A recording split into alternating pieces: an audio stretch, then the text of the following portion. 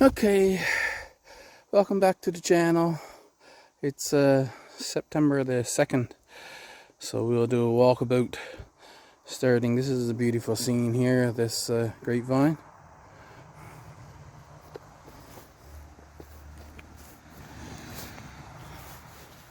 Later in the fall, it seems it's easier to get in among the bushes and get the grapes. I guess even before it's really noticeable, but the leaves start to fade.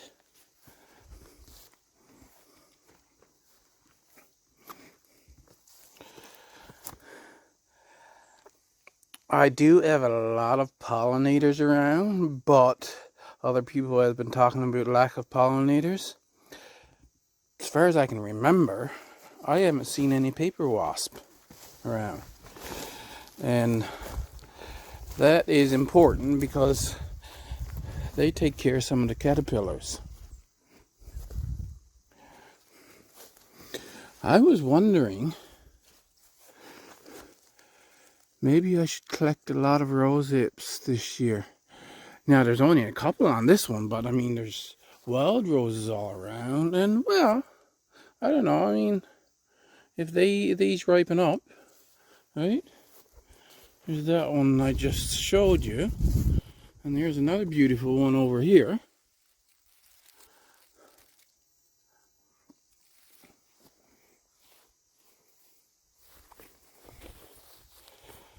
So I get a few off that one, but there are other rose bushes that I could get rose hips off.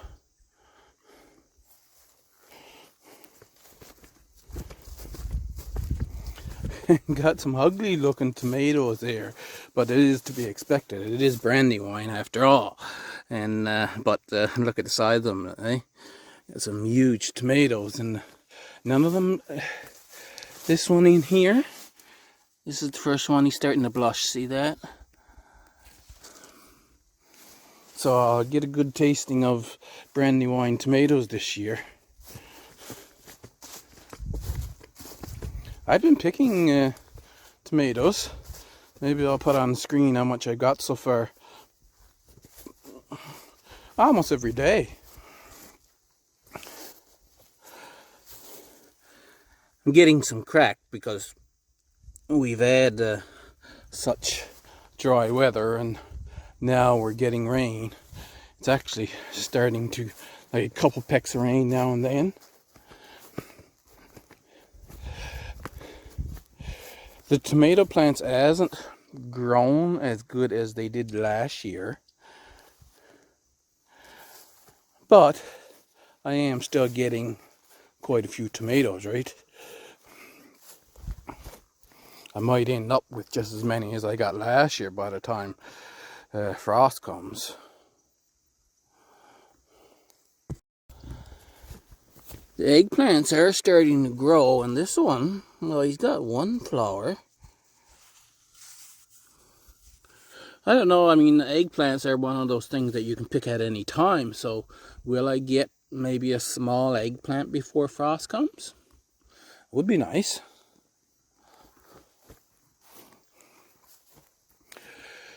This rose bush, it just keeps blooming right up to frost, really. That's what happened the last couple of years anyway.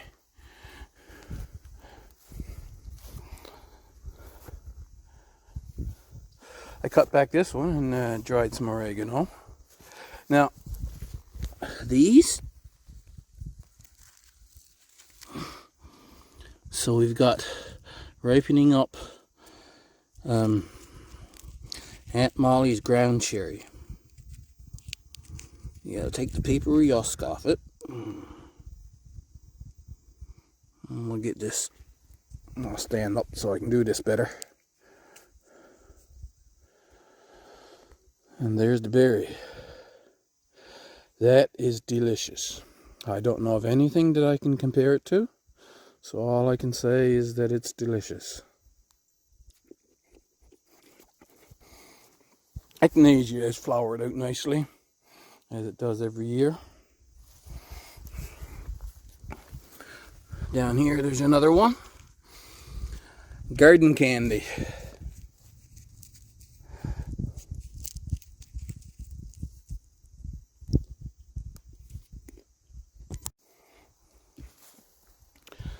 Collecting seeds for columbine is one of the easiest things you can do. So you just wait for the flowers to go dry.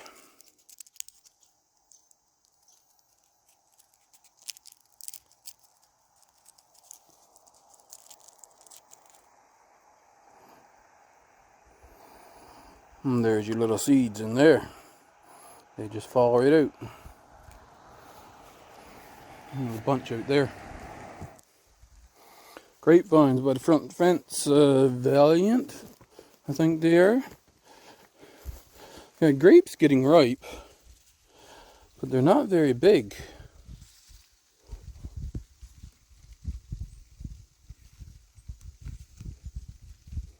So far, I'm not impressed with the taste either. But maybe it'll get better as the grapevine gets more established. Or are they something you just use for wine? Which in itself would be good. Starting to rain a bit more now. Hopefully I don't have to stop recording. So goldenrod, that's what those plants are. That's alright. But now we're going to go in there because I want to show you something. Well, actually I'll just walk in there. A couple of the plants around here that is just a pain in the butt. One of them is stinging nettles. I wonder how some of the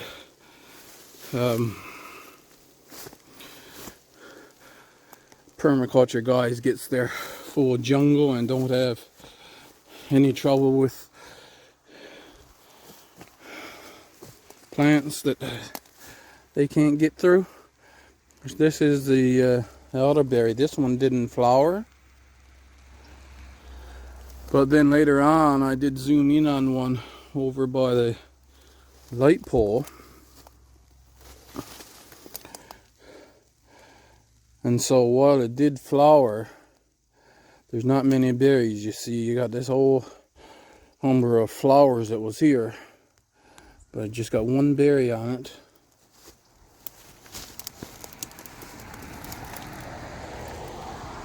Then over here we've got a ripe berry up there, and there's several that's still green down further down, but not many berries at all. Now mind you, of course, they're just new plants. It's like I didn't even know they were there before this year.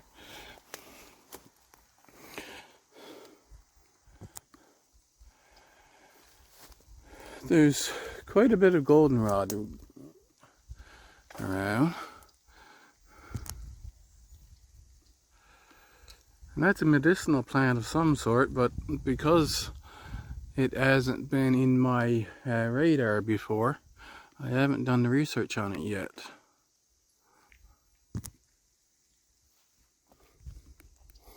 Now all of these raspberries here you see growing throughout, that's all wild raspberries.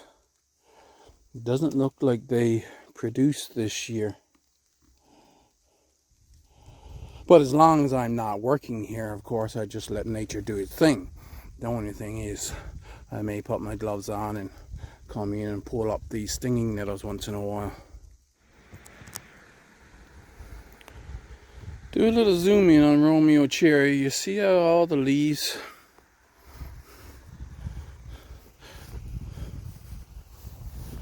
are gone on that one side?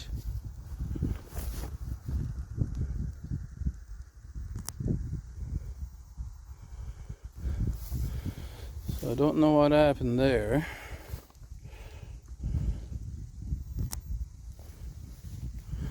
Bush is doing fine.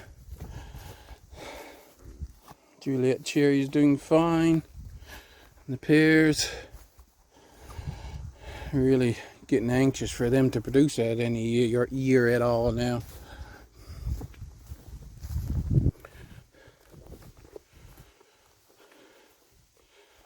All doing well. Here we go now. When I grew California poppy before, all I had was yellow flowers, and I don't think it even had this darker part in the center. But now I got that yellow one. Here's an orange one here, and another orange one's going to come out. Looks like this one here is going to be a reddish color when he opens. Just a few flowers. Next year I'll just let them go to seed, and next year I'll have another packet of seed that I'll throw in there. Much of this mulch, of course, it'll be decomposed a lot of the way down, and the worms and that'll be eating it from beneath. So I won't have to remove it. I just sprinkle the seeds over and maybe tickle it with the rake, and the seeds will grow up.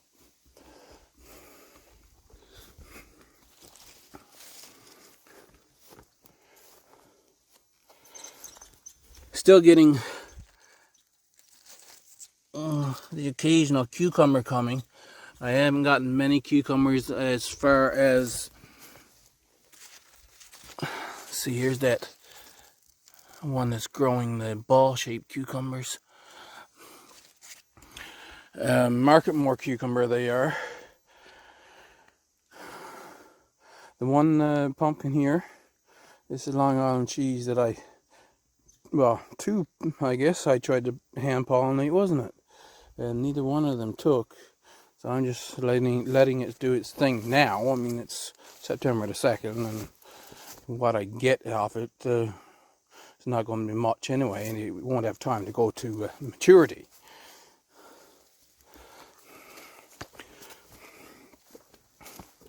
The little runt of a plant, a cucumber plant that is, that was in here, it has one cucumber on the end, and then there's another couple of cucumbers growing in there.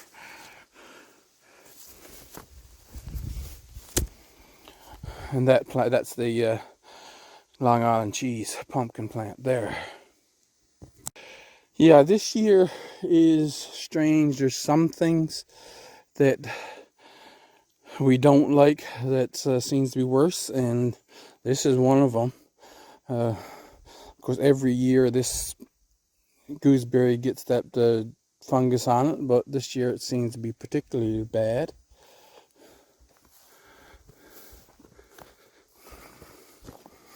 Indian paintbrush is a common name for that. Now I got this thing, it's growing up here, looking like some sort of a elderberry in itself, but different than the ones down by the front, down by the light pole. Does have a little flower bud growing on it right there. So I don't know what that is yet. I'm assuming, like I say, it's some kind of elderberry, but I don't know. If my memory serves me correctly, this is about the time when those currant bushes start to do that. The leaves are changing and that. Even though we're still getting summer weather here. Going to be like 28 degrees today. I already did one picking of these, and I guess today I'll come out and pick what's ripe again, because they ripen over a longer period. We got our big humongous female seaberry, so next year. These made it through the weather we had this year pretty well. Down at the base of this one, look at how tall that the wood sorrel is growing. Now if you could get a patch of wood sorrel that will grow like that, you'd have a nice green for your salads.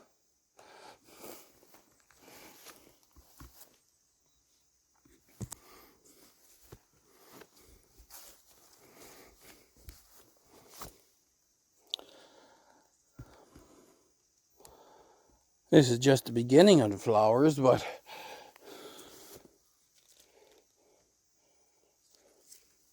depending on how long the frost holds off, I got some berries really a long ways along. So I might get a nice flush of golden raspberries this fall. That's the first cane, you see. They produce on the tip of their first cane. When the cane grows up from the ground, they'll produce a batch of berries out at the tip. And then in the following year, they'll send out those side shoots like a regular summer bearing raspberry would do. And they grow fruit on the tips of those. So I guess that's what they call an everbearing.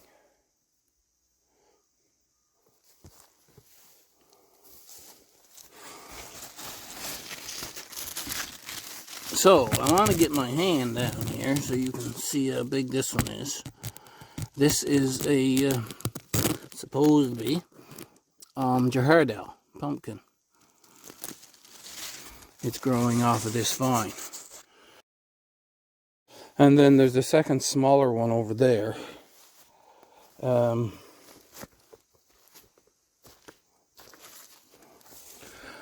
have a black fishcue pumpkin here that's growing. I'm going to see how big it gets, but as I said in not previous videos, pumpkins don't have to go to full maturity. Just they're better if they do. Now, if my memory serves me correctly, I found one over here in here somewhere, but the stinging nettles are growing up there, and so I'm going to have to get my gloves and pull out the stinging nettles to find the pumpkin. It's another Jahardal pumpkin. Not Jahardal, black fishcue.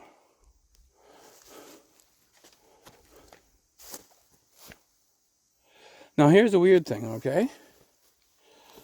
So you look at this leaves on this one.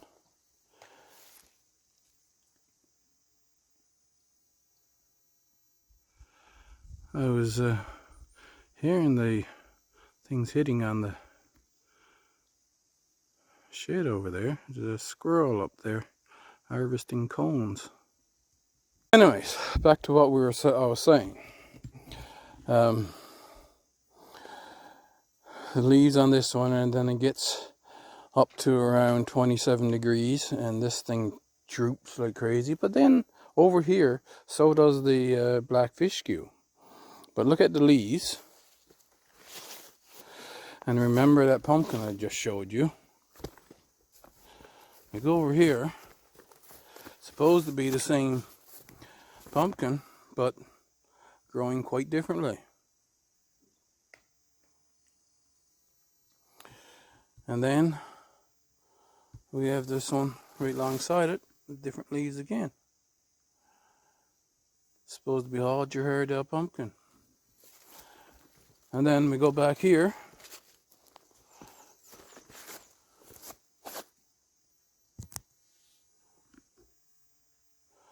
We have that pumpkin growing there, and it's different than the one I just showed you.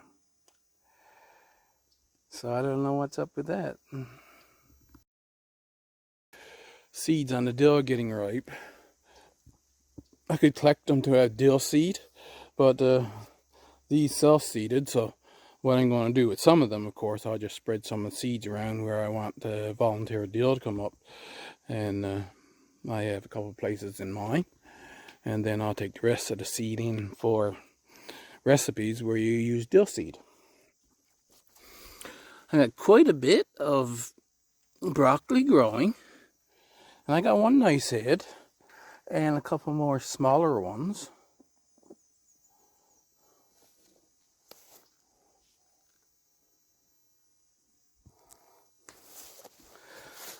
I have a couple of cucumbers I'm going to harvest today.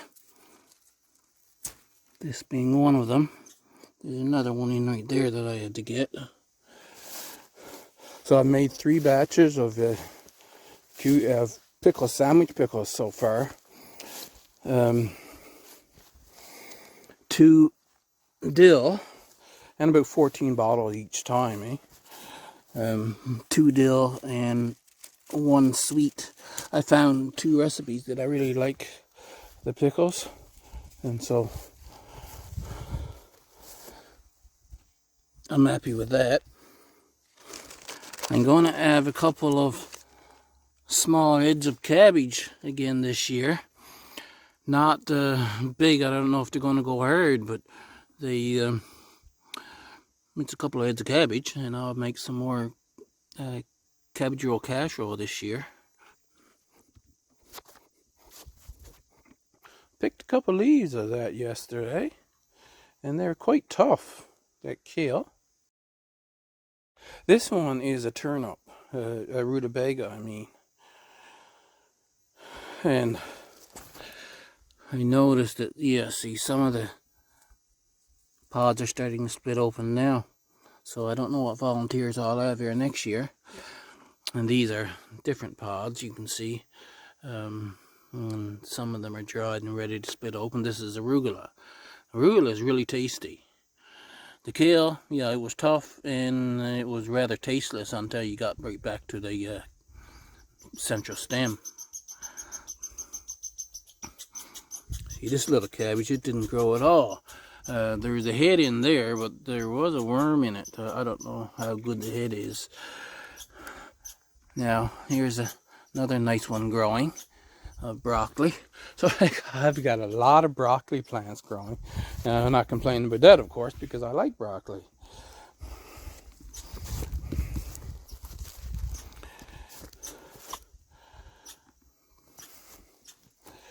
That center lettuce plant, I cut that one down, and so that's the new regrowth now. I had the cut and come again thing, right? I let this one just bolt. I mean, it's not because of heat or anything, it was because it was there long enough. And if it does produce seed, well, it'll be able to self-seed itself. And that one over there, it didn't grow worth talking about at all. It was just a little tiny thing still. The blueberry plants are doing good, the 2 blueberry plants I put here. Our baking beans, this is Tiger's Eye. And they're doing just as what we expected them to do. Tiger's Eye is the longer version.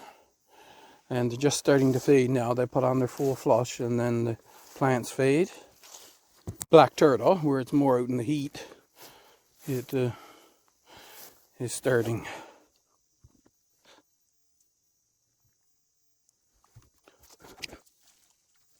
So starting to fade, the plants are now. So they'll be good.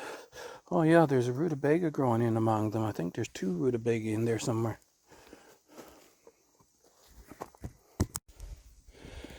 And then there's the Jacob's cattle. So as far as the beans go, that was one of the things that so you can hear beans rattling in there. They did just as we expected them to do. Last year we were talking about we'll set the seeds right about the expected last frost, and we should get a good harvest in mid-September. And so they're going just as expected. Let's see, what else? Beets are still doing well. Got a lot of grass growing in among them now. Strawberries are coming back again. I'm getting the occasional strawberry, but I guess a snail got that one before me. Oh well. But I come and look among them each morning to see if there's one there that I can have.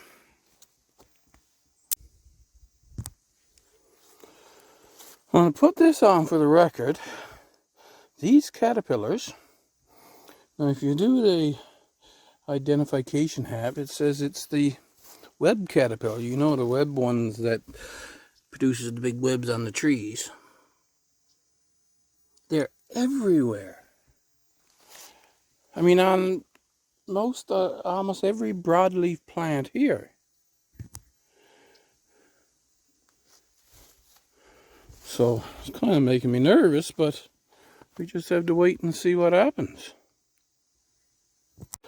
Now, this is still cause for excitement. So check this out, eh? So this is Halma paprika.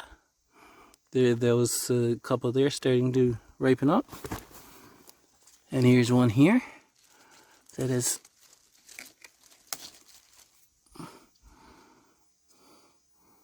almost perfectly red. That one in there has got a bit, see, because the sun gets more at it on top. It's ripening first on top and then ripening down around. And then we go over here. That's, I did check it out the other day, but I got the name forgot again now. I'll have to find it and put it up on the screen. What it is. But I got that one. There was a smaller one earlier that I've already harvested. This one here is starting to ripen up.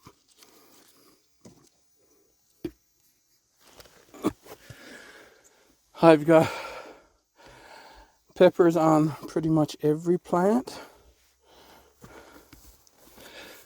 This one here is elongated. The label says California Wonder. So I don't know why it's elongated like that, because this is what I would expect a California Wonder to look like. But I guess it's not really much different in shape. Expect a little bit of variation, I guess. But yes, on every plant. I want to show you the Shiitake ghost pepper over here. So this is the Shiitake ghost pepper from John Will It Grow. This is how they produce a whole bunch sticking straight up. Of course, there's another clump of flowers right there.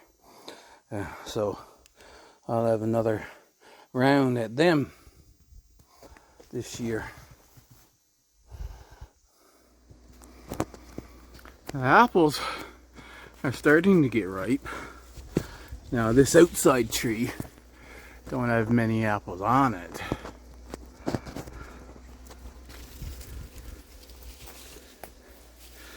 But the inside one does. And another apple has fallen. So I was out here the other day and I picked up all of the bigger apples, and on the little tiny apples I left.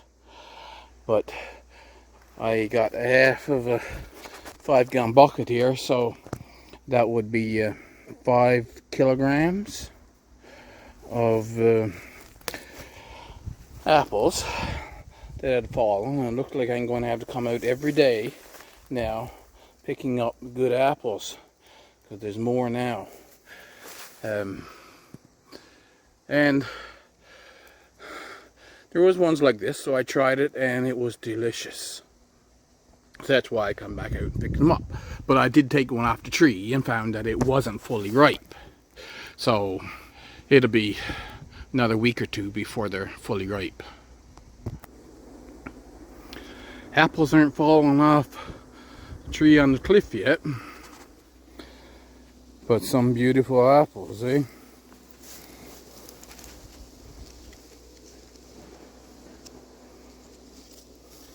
And they're all over like that.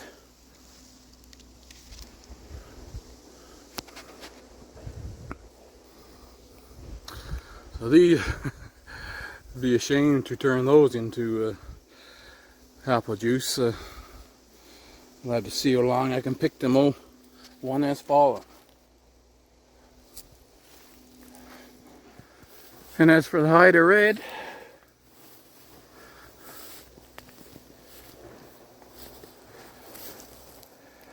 it put on a good crop, and it was just yesterday I was over here and I picked up all the good apples. So these has fallen, so I'm gonna have to go and get the bucket and pick them up. But I took one off the tree and it was still quite bitter. These apples, we like to wait until we get really cold weather, which we probably won't get, before I have to pick them this year. And they are more susceptible to the fungus.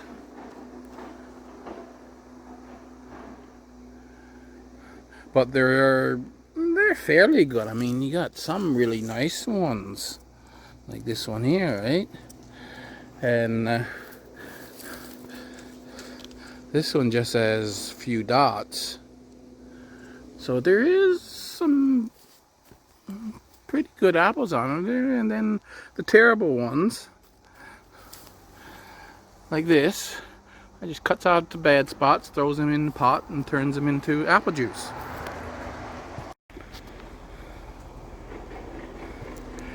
And so far as I know, that tree laying down there, that's new. It's a good thing that it didn't fall that way, because it would be laying right on the wires. Yeah, it's two trees come down together. You see their tip is still green. And here's the tip of the other one. Get my chainsaw back, come over and cut them up. But see how close they were to the wires, eh? So like I say, if they had fallen out toward the road, they would be laying right on the wires. I gotta get those other two down before they do that. And last but not least, here's my two little compost accelerators. They are actually much tamer than the other ends I had. They don't really let me touch them, but as you can see, they come up really close. So I'm happy to have those, and hope you enjoyed the video. Thanks for watching, and we'll catch up in the next one.